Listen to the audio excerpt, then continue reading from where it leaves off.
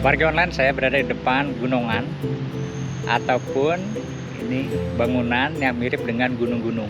Nah, ini merupakan bangunan yang dipersembahkan oleh Sultan Iskandar Muda untuk istri kesayangannya, yaitu Putropang. Nah, Putropang itu karena memang berasal dari Pahang, Malaysia, didesain taman seperti ini agar mirip dengan kondisi di Pahang, Malaysia. Seperti ini. Warga online, saya berada di depan bak air ataupun penampungan air dari gunungan. Nah, ini fungsinya untuk bersuci ataupun cuci kaki, cuci tangan setelah bermain di depan ini ataupun di gunungan ini. Warga online, saya berada di depan pintu gerbang dari gunungan. Nah, kenapa pintunya lebih pendek?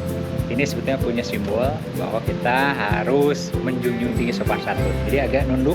Selain daripada itu, untuk menjaga agar kepala kita tidak terantuk. Seperti ini.